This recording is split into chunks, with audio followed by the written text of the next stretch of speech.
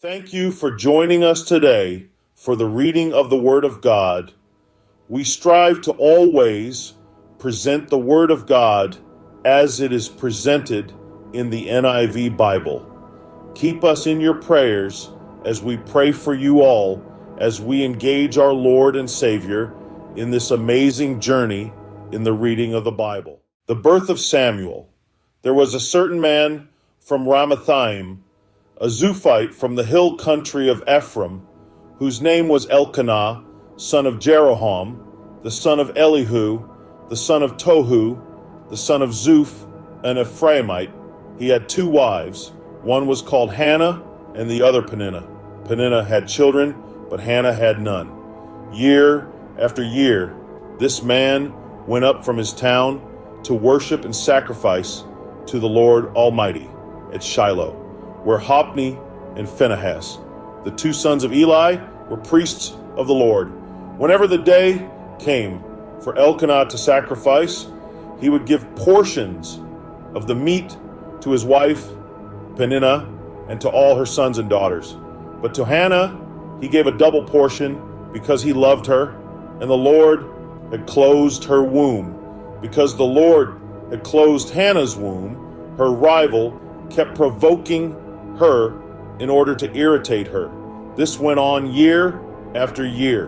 Whenever Hannah went up to the house of the Lord, her rival provoked her till she wept and would not eat. Her husband Elkanah would say to her, "Hannah, why are you weeping? Why don't you eat? Why are you downhearted?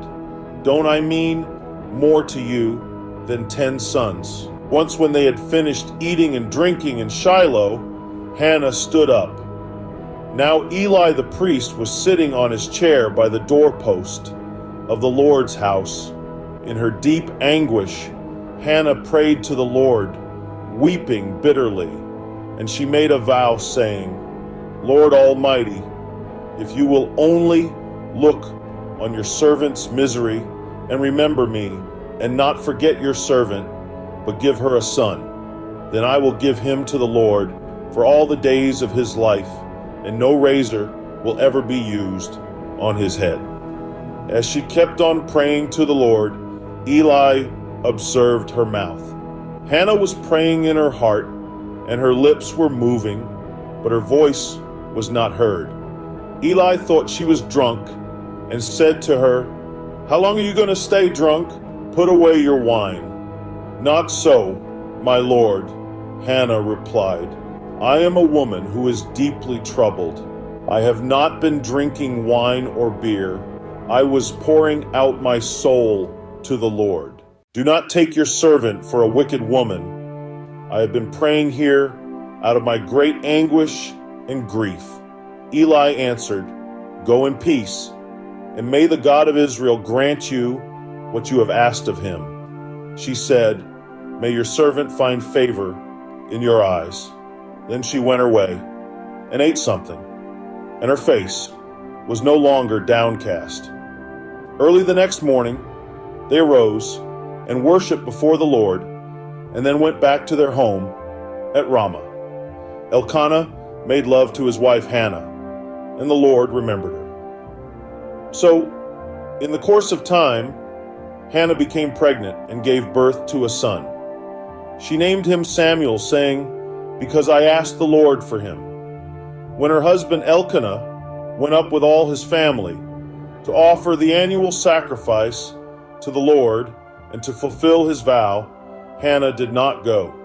She said to her husband, "After the boy is weaned, I will take him and present him before the Lord, and he will live there always." "Do what seems best to you," her husband Elkanah told her. "Stay here until you have weaned him. Only may the Lord make good his word." So the woman stayed at home and nursed her son until she had weaned him.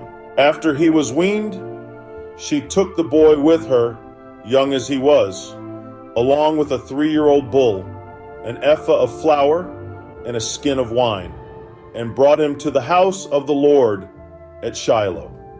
When the bull had been sacrificed, they brought the boy to Eli, and she said to him, Pardon me, my Lord. As surely as you live, I am the woman who stood here beside you, praying to the Lord. I prayed for this child, and the Lord has granted me what I asked of him. So now I give him to the Lord. For his whole life, he will be given over to the Lord. And he worshiped the Lord there. We invite you to take a moment and peruse the PDF attached to every video. These documents provide further enlightenment on the Word of God that we have covered together, and it underlines the importance of reading them for a deeper understanding.